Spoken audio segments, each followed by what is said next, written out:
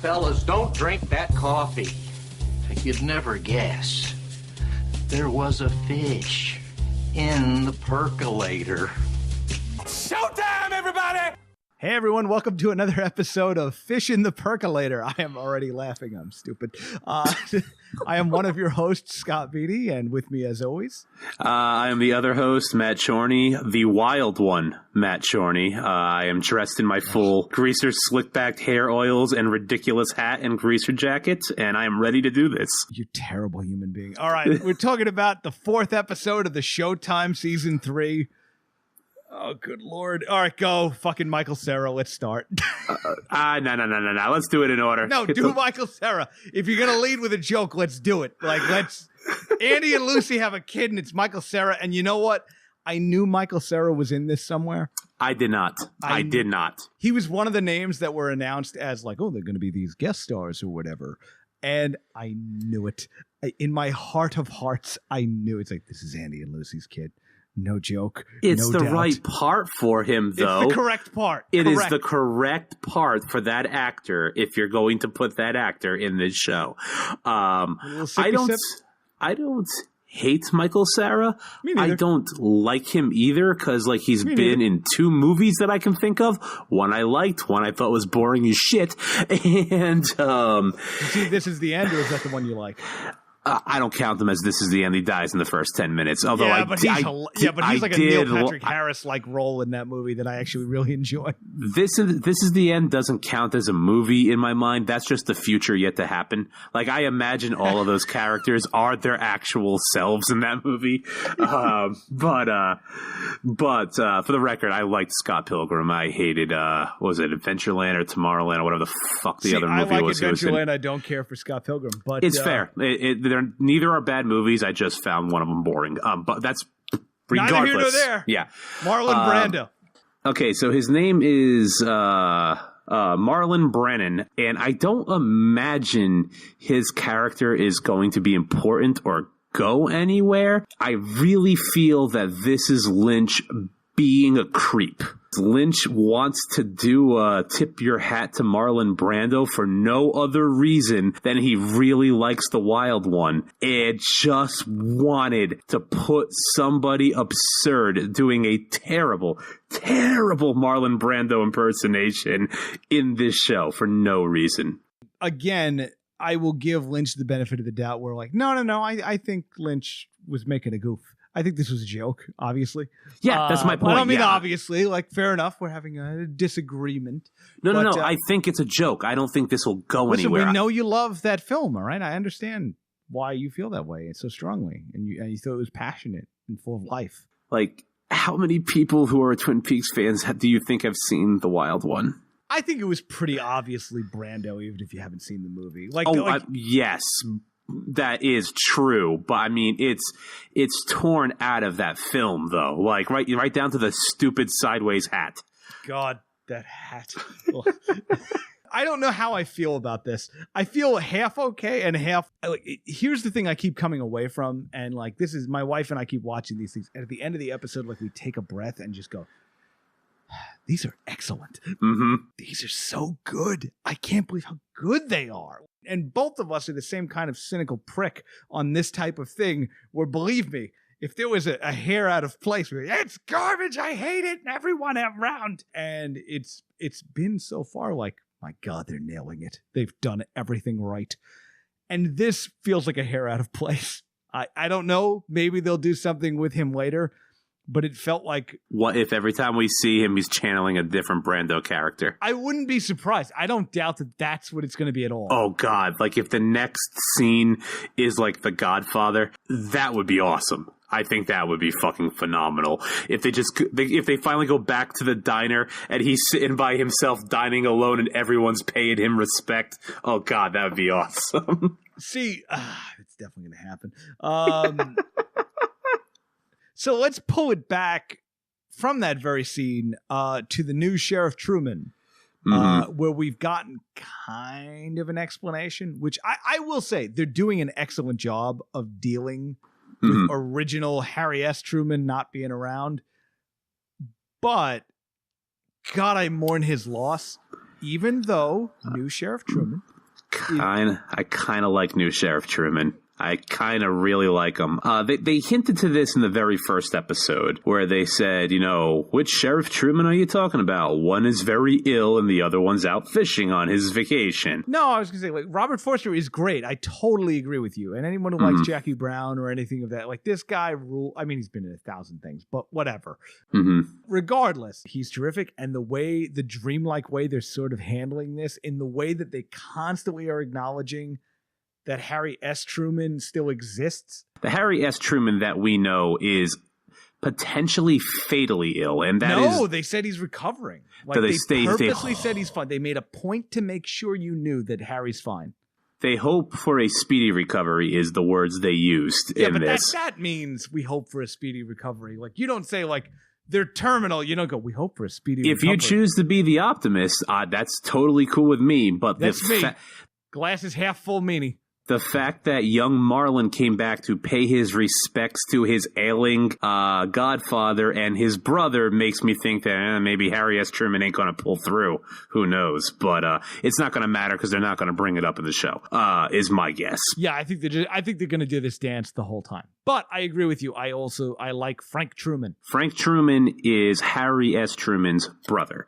Yeah. And somehow he has climbed through the ranks. So we're to assume he was also probably a deputy at some point, maybe after Coop left Twin Peaks, or maybe before and we just never met him because he never worked on the Laura Palmer case. One thing I will say about this episode a little bit off that is I like that the sheriff station is filled with actual police officers. I was going to say, like, that was definitely my next point. I was holding breath like an asshole waiting for you to finish talking so I could rudely say my point. That was exactly my next point.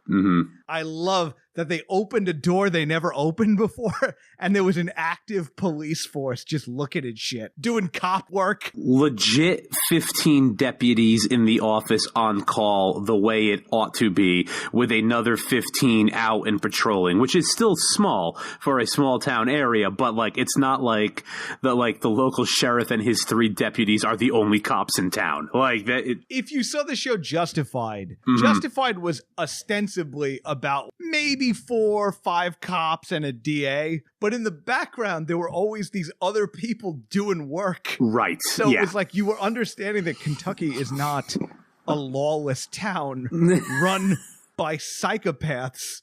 And it took us a while to get there, and now we know that it's true in Twin Peaks as well. What a great in-joke for old fans. I love that. I loved it. Okay, so like the whole scene begins, before we get too ahead of ourselves, with Lucy talking about a thermostat. And I have to address this, because Lucy, me and you talked about this on the first episode. Lucy has always seemed mousy and a little bit odd and a little bit off from the get-go. But we landed on dim-witted. Yeah, but she never seemed dumb. Not Andy dumb. Lucy always expressed a want to learn. When she heard Agent Coop talking about Tibet, she was actually interested, and we saw her reading books about Tibet from there on in. Every time there was a new subject matter she didn't understand, you actively saw Lucy trying to study up on it because she didn't like not knowing, which is a cool character. Like, it was a God bless her, she's trying type of character. Somehow Lucy and Andy have traded places in season 3. See, I don't know that I agree with that. Don't get me wrong. They're both brick stupid. I would say, if anything, this season, Lucy is the stronger character, and Andy has taken the role of the protector. And the nurturing one. Yeah. The nurturer. I would say that that's the case. Like, Lucy's become a more outspoken character, which is not to say that previously she was this wilting violet, but I do think that she's become more outspoken, and Andy's been like, Lucy, okay, I'm sorry. Like there's a definite Here's the change problem, in though. behavior. Lucy's IQ has definitely dropped more than a few points in season 3. Like, I will ask you, Scott, in full confidence, can you tell me what was her problem that she was even trying to address with the thermostat? Because she's just talking about how a thermostat works in that entire scene to the sheriff, mind you. I am not arguing with you at all that she's fucking dumb. But is she concerned that the prisoners were cold that they don't have, mind you? Like, I will say, I think Andy and Lucy are different characters, but in a way that I don't feel gross about. I mean, it all comes to a head. I mean, I will address that she thinks that the sheriff is on vacation and she's bothering her boss on his vacation over a matter of who changes the thermostat. But all of that comes to a crashing head when the new Sheriff Truman, who is ironically the old Sheriff Truman, comes walking through the door and scares Lucy to the point where she screams, flies back, and faints. Yeah. What the hell was that? Because she doesn't have the concept of how a cellular phone works. Yeah, that was weird. Lucy is terrified of technology, but she's a receptionist. Hey, you know what? Hey, what's up? We found Bobby. I will say that I was partially right. Me and you were partially right because we both kind of predicted this simultaneously. We hoped Major Briggs would be introduced and Asshole would walk through the door. And it would just be like, hey, whatever, all's forgiven. Well, me and you both thought that Bobby would have followed in his footsteps at some point in the 2.5 decades it's been since last we saw that reprehensible wreck that was Bobby Briggs. And his father did. His father always did important work that was, well, Matt, I mean, you and I both know that's classified. Right. But here's the thing. It's good to know that even in small town America, that a murderer and past drug dealer, extortionist, and all sorts of felony level crimes. He fucking shot that dude. Yeah. Can become a respectable person in the law enforcement business. What the fuck? They said in like either the pilot or early episodes of season 1 of Twin Peaks. You ever kill a man, Bobby? Bobby killed a guy. Yeah. Yep. Can you fly, Bobby? They said in like early, Bobby killed a guy, and then they just kind of never go back to it. But then in Firewalk with Me, he straight up murders a deputy. Shoots him in the back. Deputy cop. No, he doesn't shoot him in the back. It's self-defense. In Bobby's defense, it is self-defense. But holy shit. The deputy is a scumbag and does have it coming on. And he pulls a gun. And we're introduced to Bobby as a coke smuggler. That wasn't just like he killed him. Like, he fragged that guy. Like, it's not self-defense if you sniff the barrel and smile after the kill. And his defense, that was Laura. Laura was pretty happy about it. But like Bobby was, what the fuck? I'll never be a cop now with Andy. I'm happy to say that I kind of like the character of Bobby Briggs. He seems like a decent, as of right now, he seems like a good on the up and up cop. I'd love to see where Bobby goes. I know we don't know anything really further. Bobby gets emotional at the reveal of the Laura Palmer thing. Yes. And he feels strongly about it.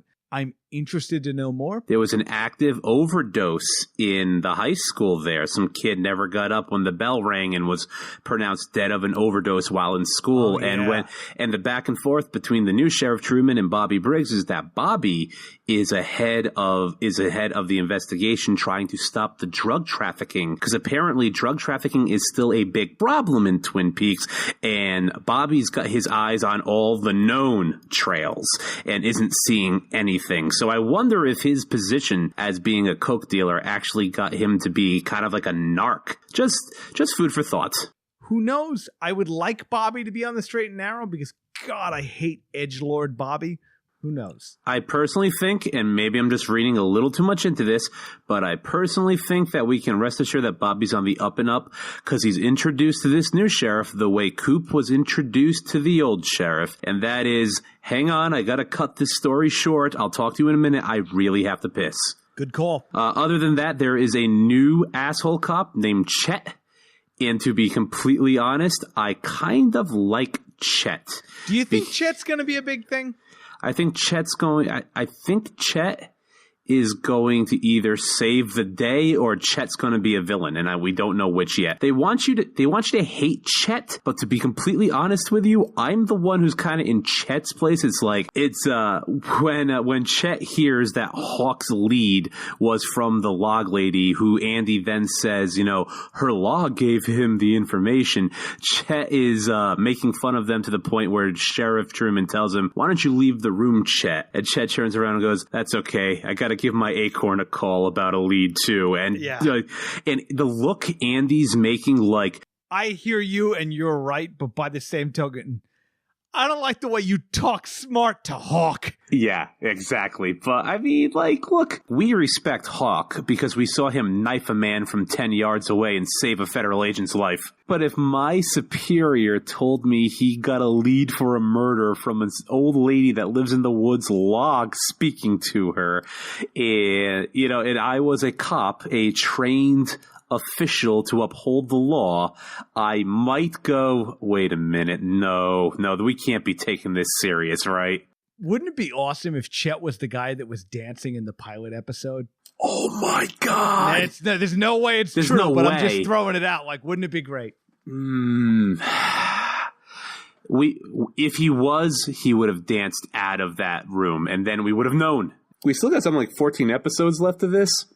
We might find that guy. We might see that guy dancing somewhere. Fair It could point. totally happen. All right, let's go to Coop next. Let's talk about the Coop action. All right, Dougie Coop.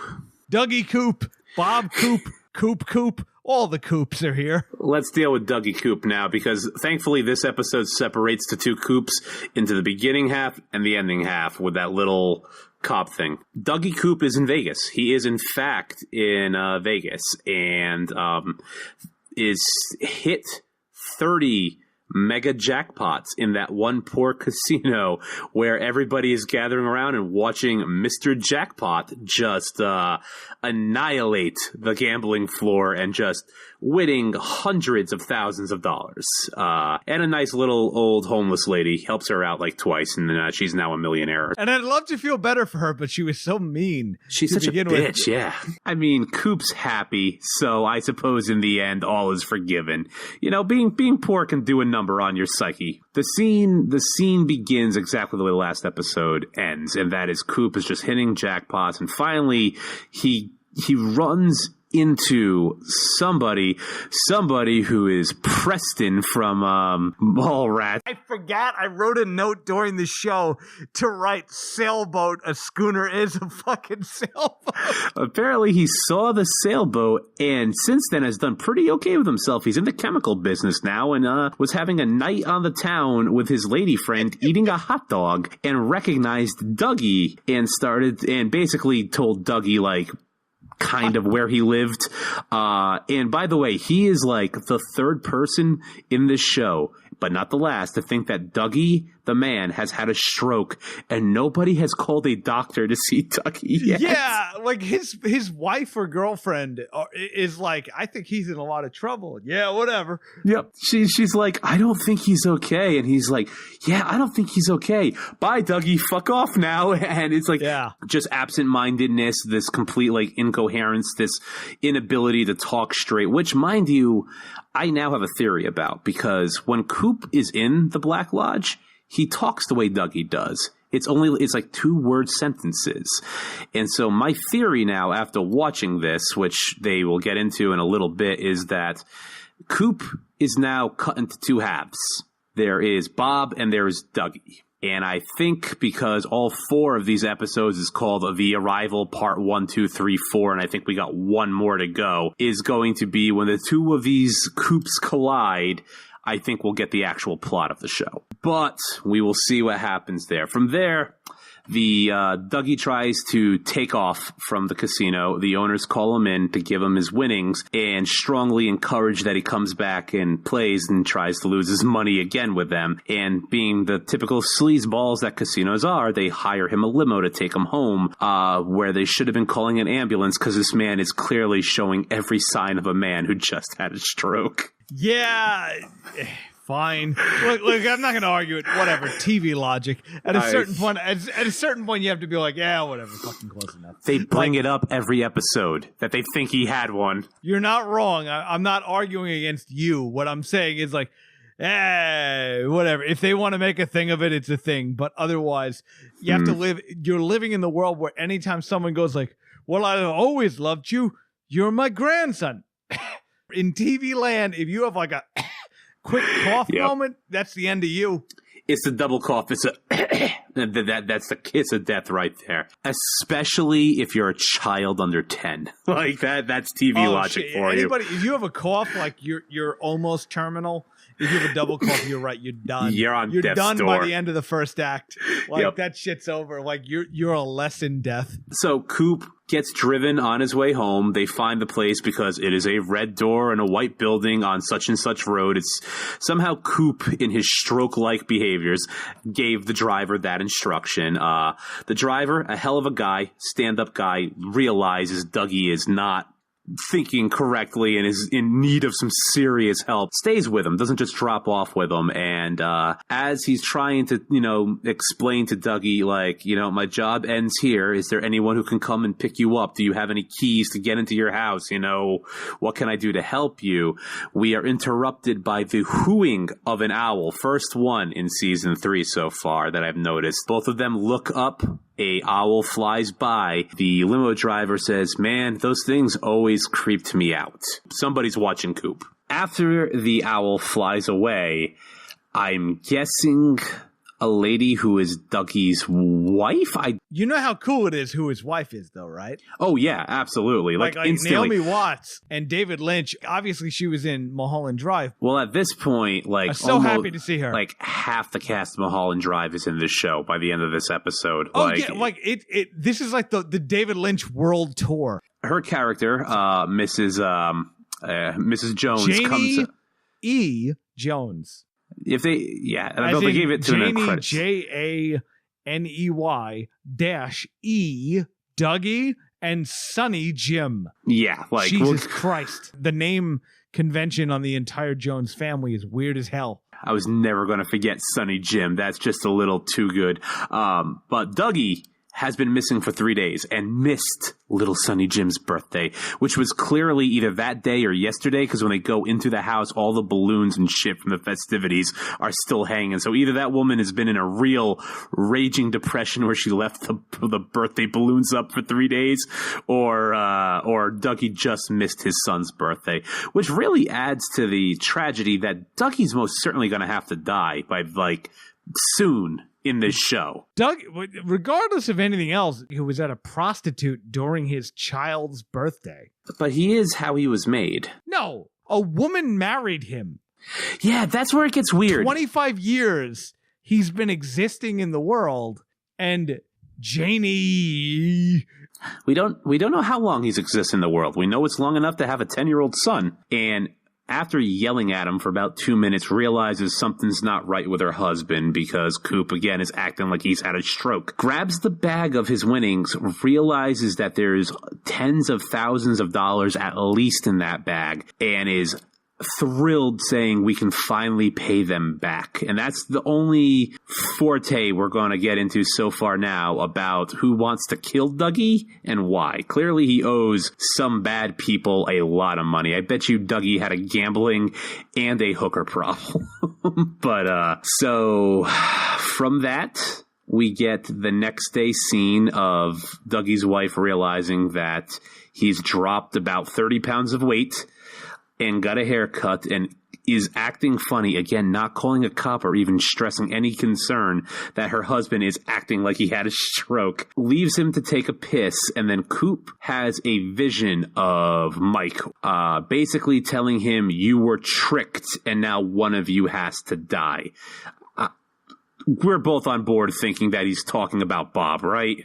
Oh, absolutely. Coop is essentially cut into two pieces, Bob and Dougie. And I think that now, because since Coop's escape into Dougie's body, Bob has been acting really weird too, and we'll get into that in the next scene. But he is not acting himself as he was in the previous 3 episodes. He's more robotic now. The way he talks is overly dramatized and very chilling and deeper, and is behaving kind of in the same blank slated way as Dougie, but not as stupidly. And don't forget, both Bob and Dougie puked out their cream corn right before Coop made his escape. So I think they're all kind of part of what they used to be.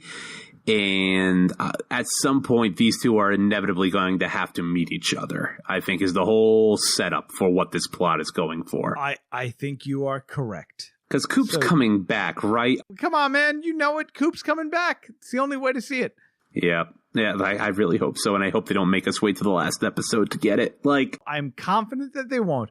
So the only thing of notice to think with Dougie after that is that Dougie does not know how to tie a tie. He puts it on his head like a moron. But no one cares! His wife probably would if she had noticed, but how do you not notice that? She's not looking at him. In that entire scene, she's just yelling at him as she's cooking pancakes. And Sonny Jim finds his father's potential stroke to be the most hysterical thing in the goddamn world, which is really quite creepy when you think about it. Yeah, Sonny Jim, definitely. That's a parent-teacher kind of a meeting happening in the future. Mm-hmm. Yeah, but one little tweak of hope that Coop might come back is that his wife's puts down in the dumbest mug ever that says Dougie's Coffee in front of him, and Coop instantly recognizes and goes, coffee. Oh my God, that was great. It just gave me a little bit of hope that Coop is still somewhere in there. I like that all forms of Coop, like black coffee, razor hot. Mm-hmm. Well, this time it's a little too hot for him because at the end of the scene, a very comedic, ridiculous scene, Coop goes to chug the coffee, immediately spits it out because it's too hot, stares at his shocked and appalled wife and goes, hi! And that's the end of Dougie for this episode. I love it. FBI? Yeah, because that's the only thing left to this. You want to take us into that one? God, I don't even know where to start. Can we start with David? Yeah, sure. David! You'll be dead if not for my son, David.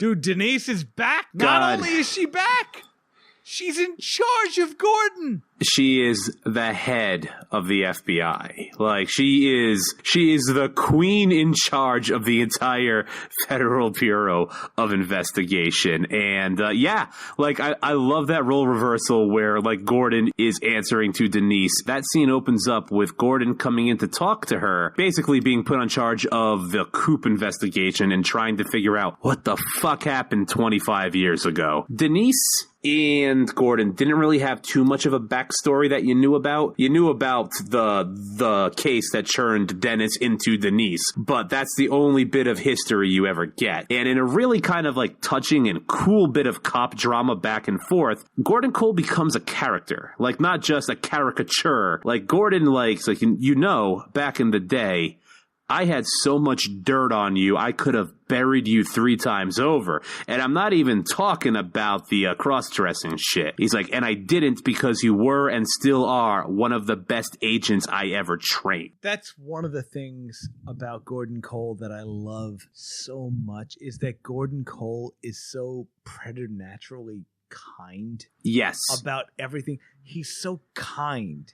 He meets new officers. He's kind. Mm-hmm. He talks to Denise. Denise is like, damn, you were kind. Like, Albert, the prick that Albert is, I'm sorry. Everybody is just like, God, you're like a father to us all. Exactly. He's also super loyal to his people. You get the impression that he protects his guys. Basically, he has this back and forth with Denise, essentially saying, it's like, Denise, I know you're thinking we might want to just leave this loose end alone and not tie up what happened with Coop because of how weird shit got back in Twin Peaks. But fuck you, you owe me. And he says it in the nicest way possible.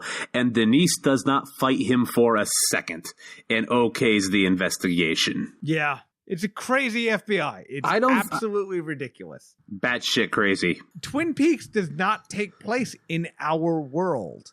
That's... And in the words of Gordon Cole, if anyone doesn't appreciate Denise, you can either change your heart or die. God, Gordon is the best. He's kind of awesome. And they took special attention to talk about the hearing aid. This episode will be weirdly long for us, actually, because we have so much to talk about for, like, dumb nerd shit.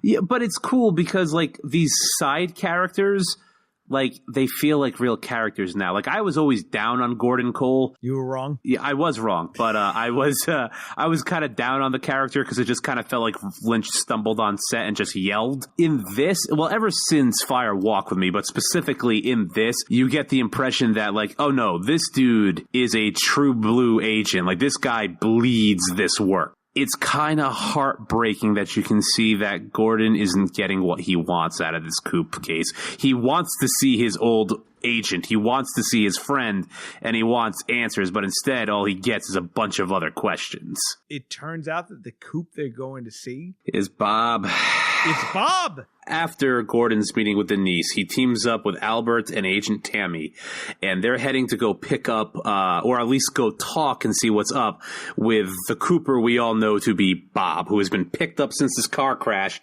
and incarcerated in a federal prison. Once they touch down, we learn two pieces of information that might be vital. One, that Gordon is super disappointed he is nowhere near Mount Rushmore, and that Albert printed out a picture for him for his enjoyment. I love that they're catering to him like a 5-year-old kid. It's like, here you go, buddy. Just take a look at the picture since he can't see it.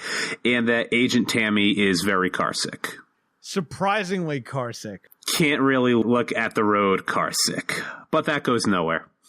I want to see where she goes because as a character, they've weirdly been they've been showing her sexually the whole time. But I think they have been, but to a point where I think it's almost a joke. It is okay. First of all, the whole carsick thing, I think was what is this federal agent's quirk?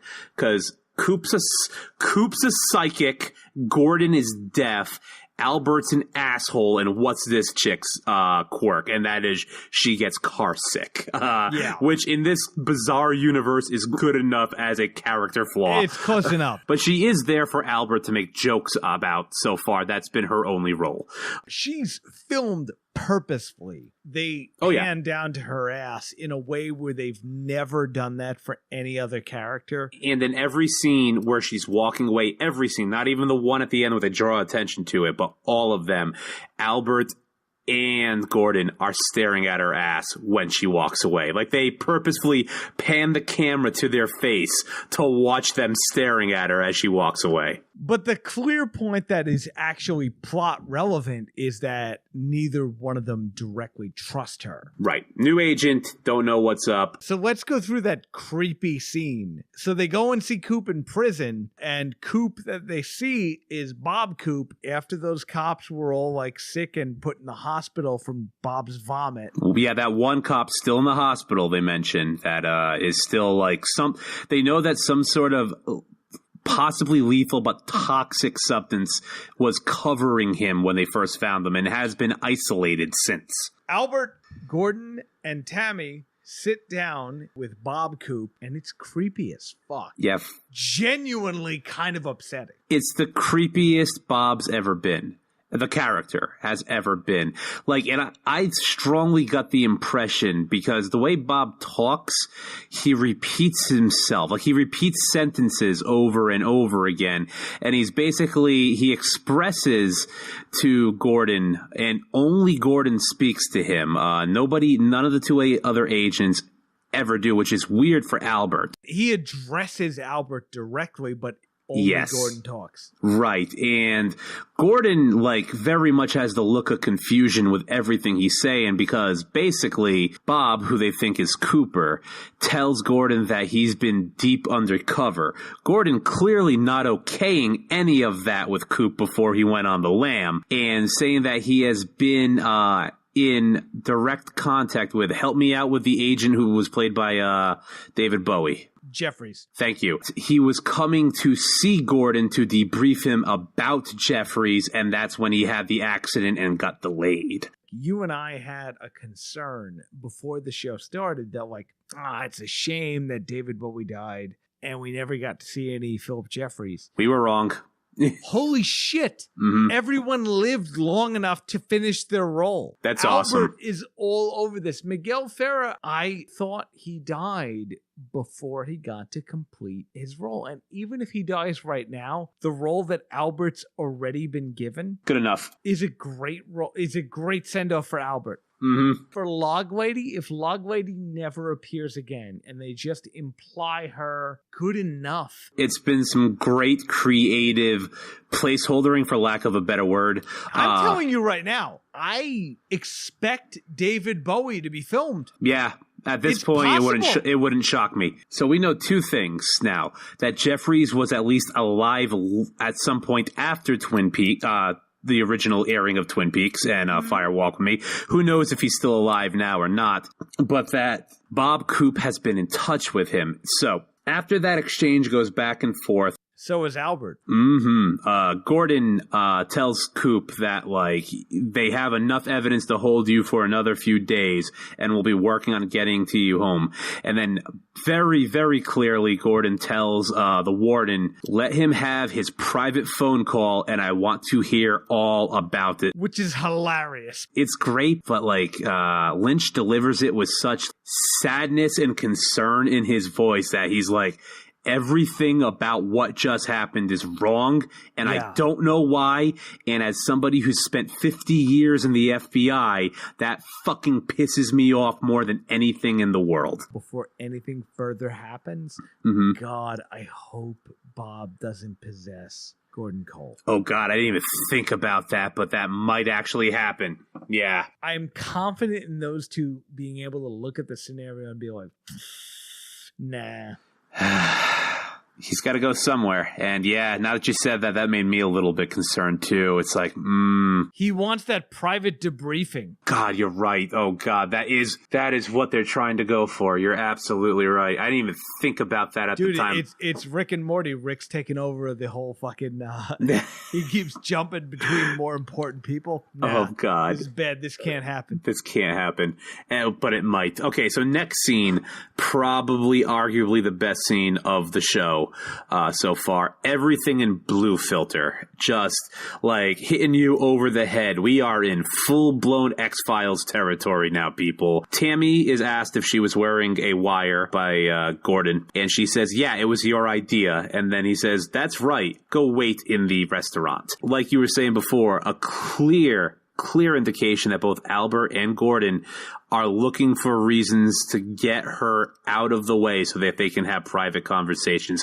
Now, I don't know if it's because they don't fully trust her yet or if they just can't trust her with a Blue Rose case, because those two are very familiar with the wacky shit that happened in Twin Peaks. She would obviously probably not be. And so Gordon cranks up his hearing aids to the max setting because he needs to have a whisper conversation with Albert about what the fuck was Coop talking about, leaving hints, and why wasn't I aware of them and what happened. And Albert tells Gordon that years ago, before Coop went, right after Coop went AWOL, he gave permission to Jeffries about their man. Was it in Brazil? It was someplace where a man was deep undercover, and he said he gave it because Jeffries said that Coop was in trouble. So Gordon, clearly a huge friendship, both professionally and, privately with Coop, okayed the information to Jeffries,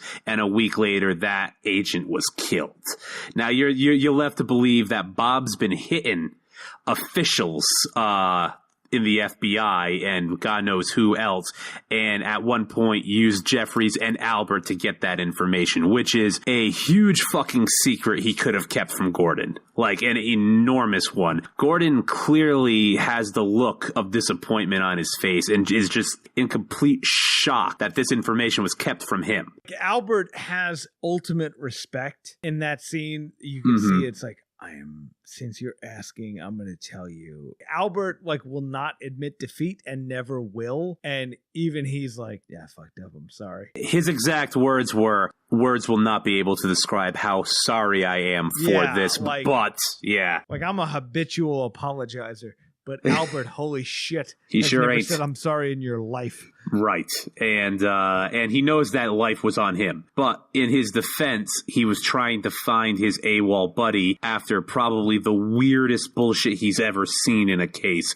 Just ripped his buddy apart. I love the way that, like, there's the stern talking to that Cole gives him. Albert. Yeah. Albert. And then his next sentence is the next subject. It's very much the father like. I'm not mad at you. I'm disappointed. Well, it's literally I understand why, Albert. I get it. I do. But an agent's dead. You know what I mean? It's a little bit more than just their informant, whatever. Somebody on the FBI's payroll is dead because Albert done fucked up. And also, it's like, well, if Jeffries is possibly in on it, and if Coop is now gone evil, like, it's something that the head of the FBI should have been made aware of immediately. Yep. But he looks at him, takes a moment, and kind of, in a somewhat way, forgives him, but now he doesn't know if he can trust him anymore either, and looks at him, he's like, Albert, he's like, it terrifies me to say this. I have no idea what's going on. Albert gives him a very sympathetic, I know. And it totally sounds like, yeah, you sure as shit don't know what's going on. Yep. And then they qualify and confirm that moments later. Yep. And then he looks at him, he's like, Albert, do you know what's going on? And he looks at him, and they look at each other, and there's an uncomfortable silence as they admit this is a blue rose. And Gordon himself says, it don't get any bluer. Like, this is the most confusing case that they have ever dealt with. So, God, I love that Fire Walk With Me is, for all the people that hated Fire Walk With Me, I don't blame them. it's now the crux of the show. But now Fire Walk With Me is becoming not just relevant, but the Rosetta Stone to everything. Like, Yep. It's great. That's a good way to describe it. Without it, you won't understand the difference between season 2 and season 3. That is a very apt description of that movie. Oh, one more important thing of notice. Gordon says to Albert, I don't trust that that's Coop. There's something very wrong with him. We need to bring her on board to make sure. Do you know where she still lives? And Albert looks at her and says, I know where she still drinks. Immediately, they smash cut to the Bang Bang Bar. Which may or may not be the place, but still, yeah. I think we're talking about Log Lady, right? Who'd you think? I don't know. To be honest, I don't know. It could have been Coop's love interest towards the end of season 2. It could be Audrey Horne. You talking about Annie? Yes, it could. It could also very well be. Yeah. Oh shit! It could be Annie. Or it could very well be the Log Lady. It could be anyone. I always assumed Annie got whacked. She's breathing at the end of that episode, but her eyes are white, so I don't know. Like, I don't know. No, you're right. Mm-hmm. Shit. Oh, God, I love this show! It could also be Audrey Horne. She had a really weird and somewhat inappropriate relationship with Coop. Yeah, I guess it could be anybody. It could really be anyone. I would say it could be Audrey, it could be Annie, it could be Log Lady. Yeah, I'm just trying to think. Was there any obscure lady that was... I mean, it's not Denise. Like, they wouldn't introduce Denise and then leave that hanging at the end. Not Denise. That's the one thing about the season I don't like. I don't like the smash to a live performance at the Bang Bang Bar. Oh, I don't mind that at all, because here's why I'm okay with that. Why is that? One of my biggest fears of this season was the announcement that Trent Reznor and Eddie Vedder would be playing parts in it. And now they might just be playing musicians. Dude, Pearl Jam and whatever Trent Reznor's 9 Inch Nails performance act he's doing nowadays will be like, dude, they're just going to be at the Bang Bang Bar. That would be cool. That would be... Because every band so far has been like a legit band. And like bands that you would not see playing at a hick bar in the middle of nowhere. Like legitimately, like, what the hell are they doing here? Like, the fact that every episode has ended with a real musical performance by a popular band. Yep. Eddie Vedder and Trent Reznor are no longer worrisome, because that's why they're in Twin Peaks. Well, you know why? You know why? The Bang Bang Bar has always had the best drugs ever since the first episode. You heard it here, folks. All right, I think that basically rounds up this episode. I think so. I've been putting this through a filter. I think I might have let one or two slip, but I caught myself on some of those big chunks. Like, no, this is important. Like, make no mistake, I've been watching every episode over and over again every week before the new one, so I'll be mad at us. And for the record, rewatching episodes doesn't help it be less confusing. Yeah, no, I just want it fresh in my mind so I don't forget things like they say, oh, we need to bring her in. All right, so that's another episode of Fish in the Percolator. I have been one of your hosts, Scott Meany. You can find me on Twitter at Pure Filler. Hi, I've been the other one, Matt Chorney. You can get in touch with me on Twitter at Handsome Tony. And yeah, that'll be it. I do other things with Scotty, sometimes on Pure Filler. Go ahead and take a listen to the backlog. We've done every single episode of Twin Peaks up to this point. I do another little show called Sidecast. If you haven't got enough of my voice and think you might want to hear more of it along with 3 other co-hosts, you can check us out on Sidecast. We are on iTunes, Stitcher, sidecastshow.podomatic.com. And remember, folks, we're the ones about topical news subjects, not the one about fly fishing.